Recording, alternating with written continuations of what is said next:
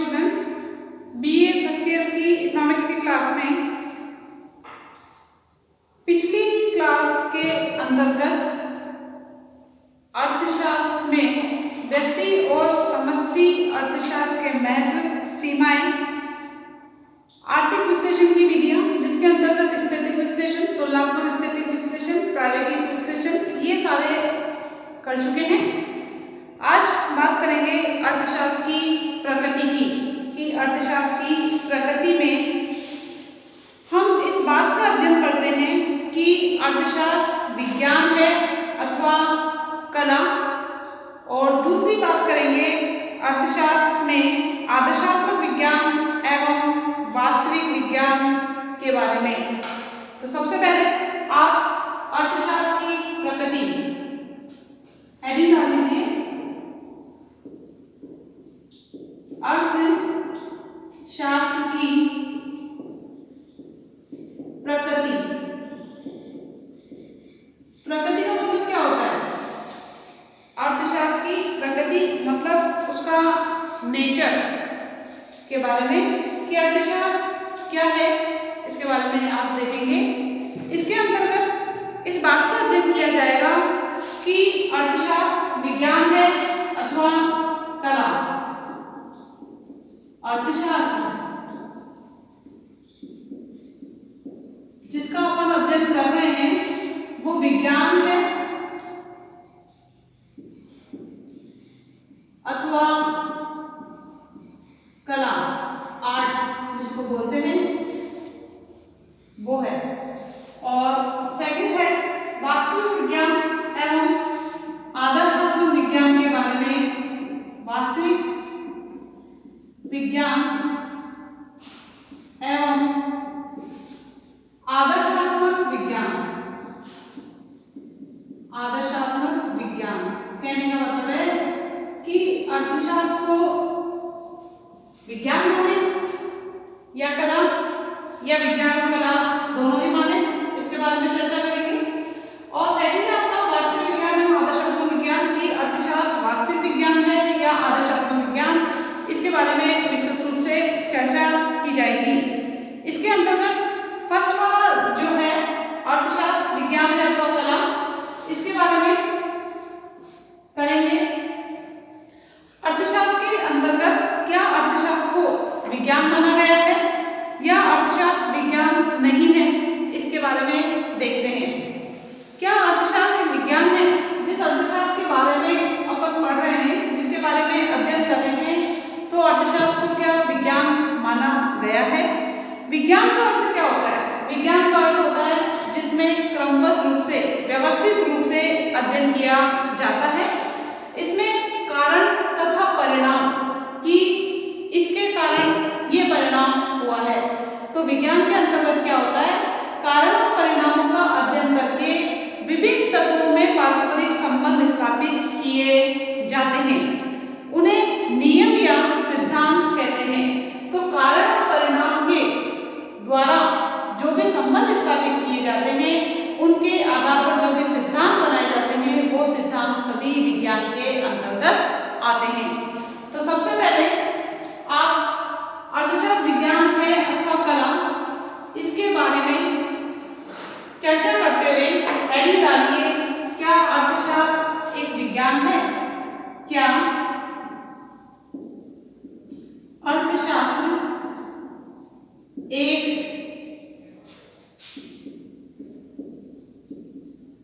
विज्ञान है? क्या अर्थशास्त्र को विज्ञान की संज्ञा दी जा सकती है? तो इसके अंतर्गत ये बताया हुआ है कि विज्ञान में क्या होता है, साइंस में क्या होता है। साइंस में जो भी अध्ययन किए जाते हैं वो अध्ययन किए जाते हैं क्रमबद्ध रूप में, व्यवस्थित तरीके से। क्रमबद्ध व व्यवस्थित रूप में विज्ञान में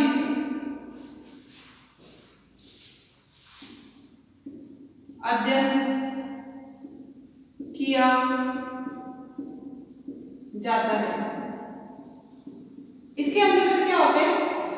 विज्ञान में कारण और परिणाम इन दोनों के मध्य में संपर्क स्थापित करके निष्कर्ष निकाले जाते हैं और संबंध स्थापित करके जो नियम बनाए जाते हैं, जो सिद्धांत बनाए जाते हैं, वो सारे विज्ञान के अंतर्गत आते हैं।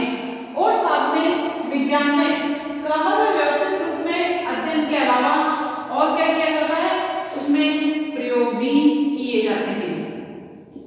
क्या किए जाते हैं? प्रयोग किए जाते हैं।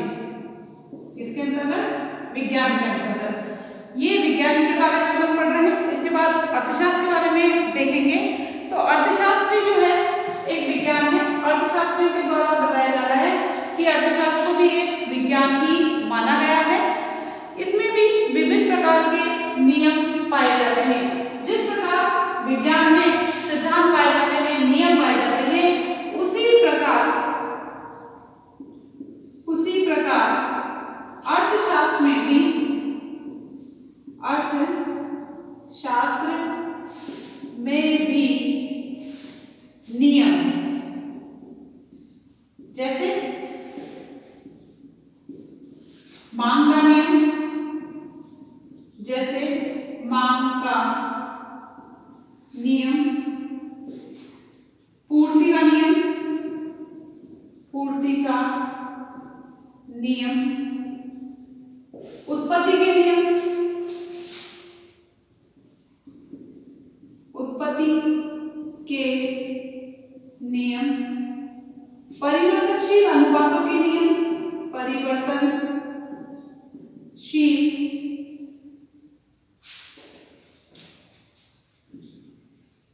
अनुपातों के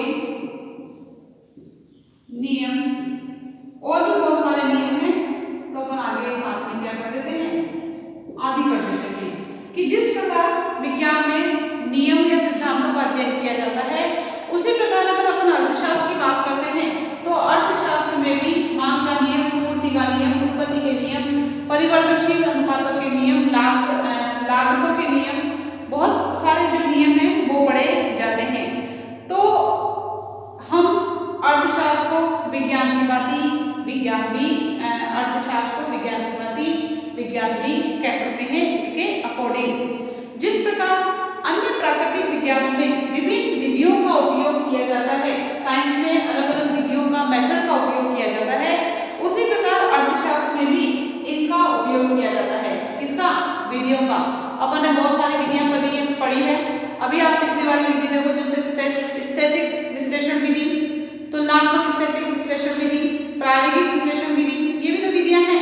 तो जिस प्रकार साइंस में विधियां का अध्ययन किया जाता है, उसी प्रकार अर्थशास्त्र में भी विधियों का अध्ययन किया जाता है। इसके अलावा जहां तक प्रयोगों का प्रश्न है, प्रयोग की अपन बात करते हैं कि साइंस में तो प्रयोग होते हैं, तो प्राकृतिक विज्ञानों में नियंत्रित प्रयोग करने का नियम है। जो प्राकृतिक विज्ञान होता है उसमें जो प्रयोग किए जाते हैं वो एक लिमिटेड मात्रा में किए जाते हैं, हर चीज का प्रयोग नहीं किया जाता। उसी प्रकार अर्थशास्त्र में बाजारों के माध्यम से कुछ सीमा तक जो है प्रयोग किए जा सकते हैं। कहने का मतलब जिस प्रकार प्राकृतिक विज्ञान में नियंत्रित प्रयोग होते हैं, उसी प्रकार अर्थशास्त्र में भी जो है बाजार के बारे में जब अपन पढ़ेंगे, बाजार से संबंधित जो भी बाजार हैं, पूर्ण प्रतिस्पर्धा बाजार, एकाधिकार बाजार, एकाधिकारात्मक बाजार, इन सभी बाजारों के बारे में भी प्रयोगों का सीमित रूप से प्रयोग किया गया है। इस प्रकार इन सभी चीजों को देखकर हम ये कह सकते हैं कि अर्थशास्त्र क्या है, एक विज्ञान है। इसमें आप जो है पॉइंट वाइज भी दे सकते हो कि जिस प्रकार विज्ञान में क्रमबद्ध व्यवस्थित रूप से अध्ययन किया जाता है और प्रयोग किए जाते हैं, उसी प्रकार अर्थशास्त्र में भी नियमों का प्रयोग, नियमों के बारे में बताया जाता है, नियमों का अध्ययन किया जाता है।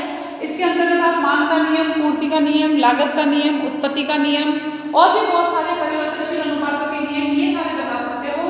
इसके बाद आप ये बताओगे कि अर्थशास्त्र में जिस प्रकार से प्रयोग किए जाते हैं, साइंस में, विज्ञान में जिस प्रकार से प्रयोग किए जाते हैं, उसी प्रकार अर्थशास्त्र में भी प्राकृतिक विज्ञानों की बात लेके जाओगे आप यहाँ पर कि प्राकृतिक विज्ञानों में नियंत्रित मात्रा में प्रयोग किए जाते हैं, उसी प्रकार अर्थशास्त्र में भी जो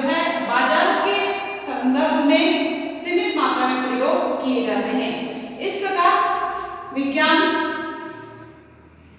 को या अर्थशास्त्र को विज्ञान कहना सही प्रतीत होता है।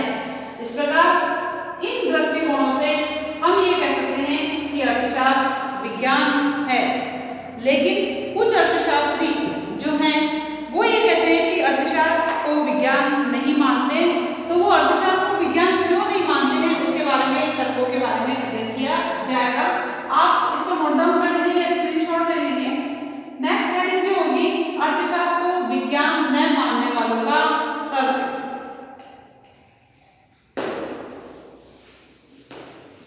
तो सभी अर्थशास्त्री एक ही मत के नहीं होते हैं, सबके अलग अलग मत होते हैं।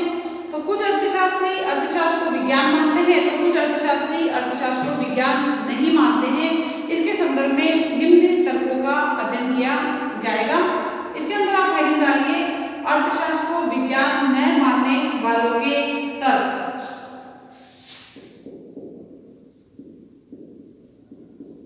अर्थशास्त्र को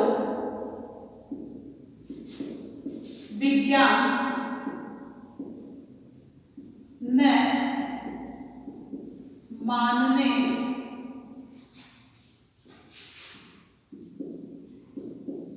वालों के तर्क, कि किस आधार पर वो अर्थशास्त्र को विज्ञान नहीं मानते हैं। इसके अंतर्गत सबसे पहला है अर्थशास्त्र में नियमों की अनिश्चितता। जो अर्थशास्त्री अर्थशास्त्र को विज्ञान नहीं मानते हैं वो ये कहते हैं कि अर्थशास्त्र में जो भी नियम है वो कैसे हैं, अनिश्चित। इसलिए इन्होंने नियमों की अनिश्चितता के संदर्भ में अर्थशास्त्र को विज्ञान नहीं माना है। वो ये कहते हैं अर्थशास्त्र के नियम प्राकृतिक नियमों की भांति निश्चित नहीं होते। जैसे प्राकृतिक विज्ञान में सीमित मात्रा में या लिमिटेड मात्रा में नियमों का प्रयोग किया जाता है, उसी प्रकार अर्थशास्त्र को विज्ञान मानने वाले अर्थशास्त्री ये कहते हैं कि प्राकृतिक विज्ञानों की भांति अर्थशास्त्र में भी नियमों का सीमित मात्रा में नियमों का प्रयोग किया जाता है। लेकिन जो नहीं मानने वाले अर्थशास्त्री हैं वो ये कहते हैं कि प्राकृतिक विज्ञान में जो भी नियम होते हैं वो नियम कैसे, प्राकृतिक विज्ञान में जो नियम होते हैं वो निश्चित होते हैं, जबकि अर्थशास्त्र के नियम निश्चित नहीं होते हैं, वो बदलते रहते हैं। कैसे? जैसे मांग के नियम की बात करते हैं अपन।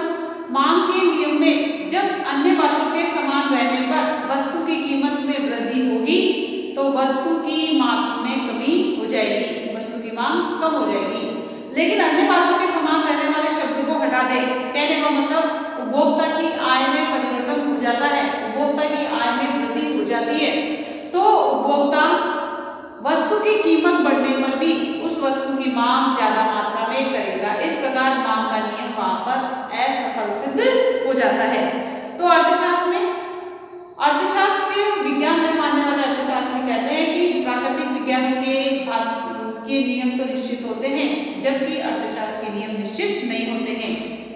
इसके अलावा अर्थशास्त्र की वैज्ञानिकता पर भी संदेह करने वालों का कहना है कि अर्थशास्त्र के नियम उतने सही नहीं होते हैं जितने कि अन्य प्राकृतिक विज्ञानों के नियम होते हैं। वहां पर तो ये बात कह दी तो बिल्कुल ऐसा ही होगा, जबकि यहाँ पर अगर स्थिति चेंज हो गई तो वो मांग का नियम भी चेंज हो जाता है। मांग का नियम कब लागू होता है? मांग का नियम जब लागू होता है जब अन्य बातों के समान रहने पर, जिसमें उपभोक्ता की आय को स्थिर मान लिया जाता है, उपभोक्ता की पसंद रुचि को स्थिर मान लिया जाता है, संबंधित वस्तुओं की कीमतों को स्थिर मान लिया जाता है, टेक्नोलॉजी में ये तो पूंजी वाले में आएगा, तो इन सभी चीजों को स्थिर मानने पर ही मांग का नियम लागू होता है। तो यहाँ पर वैज्ञानिकता पर, अर्थशास्त्र की वैज्ञानिकता पर उन्होंने संदेह किया है और उन्होंने बताया है कि प्राकृतिक विज्ञानों की भांति या प्राकृतिक विज्ञान के जो नियम होते हैं वो बिल्कुल सही होते हैं, जबकि अर्थशास्त्र के नियम बदलते रहते हैं। क्यों? क्योंकि अर्थशास्त्र का जो संबंध है वो अर्थशास्त्र का संबंध किससे है? मानव से। किससे है? मानव से। अर्थशास्त्र का संबंध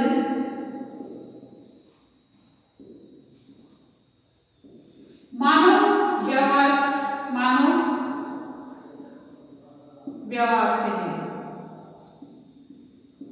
कि जिस प्रकार मनुष्य का व्यवहार चेंज होता रहता है, परिवर्तित होता रहता है, उसी प्रकार अर्थशास्त्र के नियम भी परिवर्तित होते रहते हैं।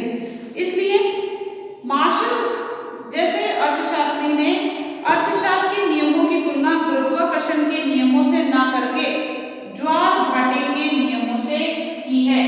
जो मार्शल जो कि प्रसिद्ध अर्थशास्त्री हैं, उन अर्थशास्त्रियों ने अर्थशास्त्र के नियमों की तुलना गुरुत्वाकर्षण के नियम से नहीं की, क्योंकि गुरुत्वाकर्षण के नियम में तो जो एक बार नियम जो बता दिया वो बिल्कुल ऐसे जैसे लागू होता है, लेकिन उन्होंने उससे ना करके किसे किए?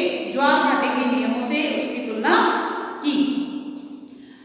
क्योंकि समुद्र में तूफान, वर्षा आदि से ज्वार भाटे के समय व इनकी तीव्रता में अंतर हो सकता है कि इनका समय भी अलग अलग हो सकता है।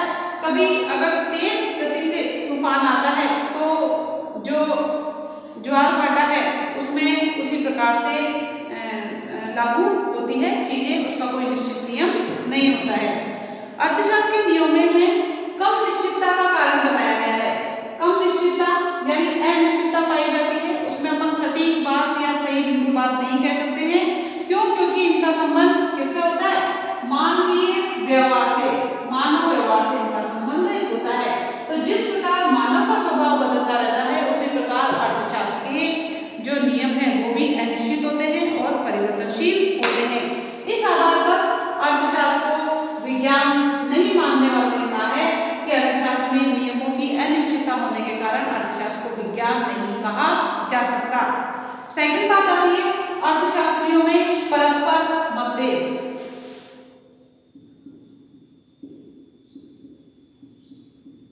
अर्थशास्त्रियों में परस्पर मतभेद। जो विभिन्न अर्थशास्त्री हैं, उन विभिन्न अर्थशास्त्रियों के विचार कैसे होंगे? अलग अलग होंगे। तो अलग अलग विचार होंगे तो उनके मतभेद भी निश्चित तौर पर होंगे। तो अर्थशास्त्रियों में आपस में काफी मतभेद को देखकर भी अर्थशास्त्र को विज्ञान कहने में संकोच किया जा सकता है, क्योंकि उनके विचार एक मत नहीं है।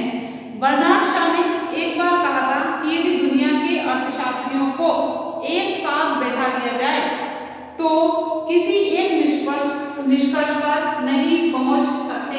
क्यों? क्योंकि अलग अलग अर्थशास्त्रियों के विचार भी कैसे होंगे? अलग अलग होंगे, और जब विचार अलग होंगे तो निष्कर्ष एक कैसे हो सकता है? इस प्रकार बर्नार्ड शॉ जो कि वैज्ञानिकों के अंतर्गत आते हैं, वो ये कहते हैं कि अगर बहुत सारे जितने भी वैज्ञानिक हैं दुनिया भर के, उन सभी को अगर अपने एक साथ बैठाएंगे तो एक निष्कर्ष पे आना मुश्किल है या असंभव होता है। इस प्रकार अर्थशास्त्र में परस्पर मतभेद के कारण भी अर्थशास्त्र को विज्ञान नहीं मानने वालों ने कहा है कि अर्थशास्त्र विज्ञान नहीं है। नेक्स्ट है भावी अनुमान लगाने में कठिनाई।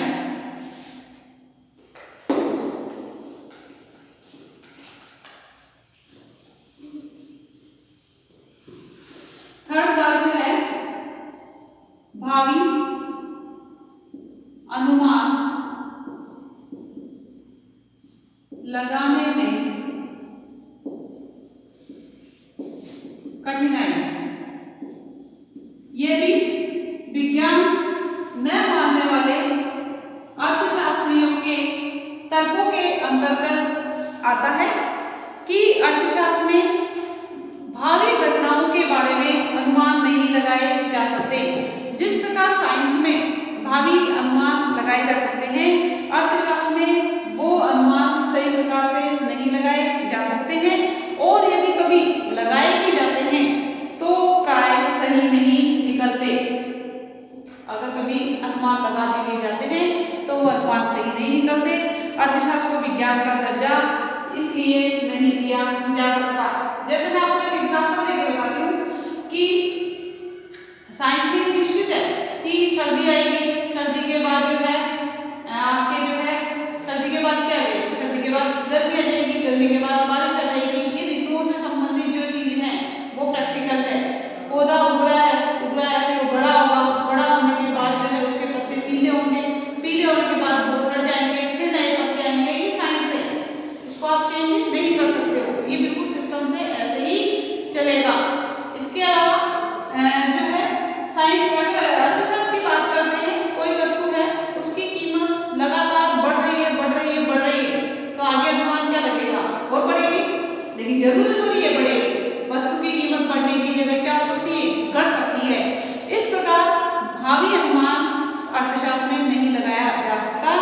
इसलिए अर्थशास्त्र को विज्ञान में मानने वाले लोगों ने के अंतर्गत अर्थशास्त्र को विज्ञान नहीं मानने का दर्जा दिया है। हेनरी सी वॉलस जो कि एक अर्थशास्त्री हैं, हेनरी सी वॉलस,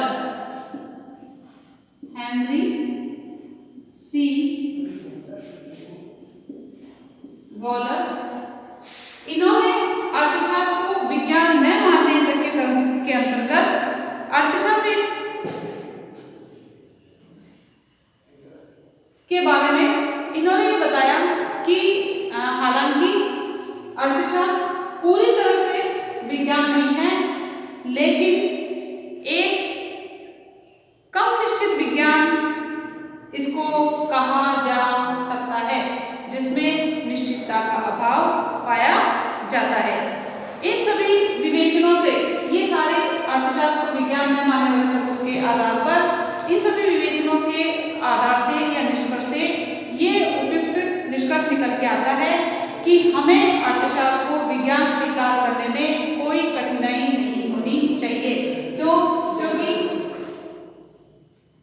नियम अर्थशास्त्र में भी, नियम विज्ञान में भी। इसके अलावा प्राकृतिक जो विज्ञान है उसमें नियम सीमित होते हैं, उसी प्रकार अर्थशास्त्र में बाजारों से संबंधित जो भी अध्ययन करते हैं उसके अंदर भी नियम सीमित होते हैं। इसके अलावा इन सभी मतभेदों को देखकर ये कहा जा सकता है कि अर्थशास्त्र जो है पूर्ण रूप से विज्ञान तो नहीं है, लेकिन इसे वैज्ञानिकता के अंतर्गत विज्ञान माना जा सकता है। कैसे? क्योंकि गणित व सांख्यिकी जो कि अर्थशास्त्र के अंतर्गत आती है, उस अर्थशास्त्र में वैज्ञानिकता व निरंतरता का निखार आता जा रहा है। वैज्ञानिकता में निरंतरता का निखार आता जा रहा है। जिस प्रकार विज्ञान में निरंतरता और वैज्ञानिकता पाई जाती है, उसी प्रकार अर्थशास्त्र में गणित के अध्ययन से, सांख्यिकी के अध्ययन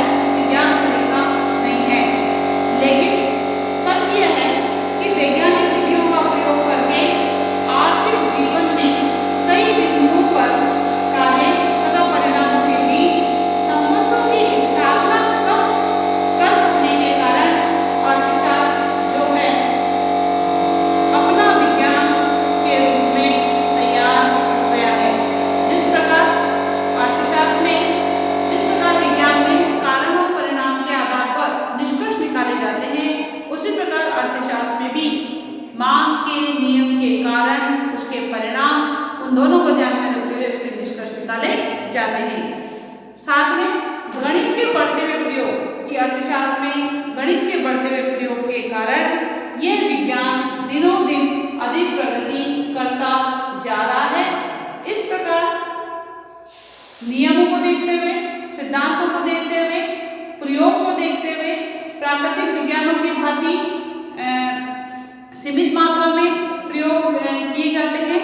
उसको देखते हुए गणित के प्रयोग के कारण, सांख्यिकी के प्रयोग के कारण अर्थशास्त्र को भी विज्ञान की संज्ञा देना सही प्रतीत होता है, गलत प्रतीत नहीं होता है।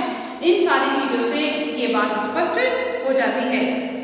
इस प्रकार अर्थशास्त्र विज्ञान है, ये बात क्लियर होती है। इसके बाद अर्थशास्त्र को कला के बारे में भी बताया गया है कि क्या अर्थशास्त्र एक कला है, आर्ट है। इसके बारे में देखेंगे। कला का आशय क्या होता है? कला का आशय काम करने की विधि से लगाया जाता है कि आप कोई भी जो काम कर रहे हो वो किस तरीके से कर रहे हो, उसका करने का तरीका कैसा है। दूसरे शब्दों में ये जो है अर्थशास्त्र में भी बहुत सारी ऐसी चीजें होती है जिसको सही प्रकार से करने के तरीके के द्वारा किया जाता है। इसके बारे में कल जो कि अगली क्लास होगी उसमें देख लेंगे कि अर्थशास्त्र कला है या नहीं है। आज इतना ही कि अर्थशास्त्र को विज्ञान माना जाए या ना माना जाए, या अर्थशास्त्र विज्ञान है अथवा कला।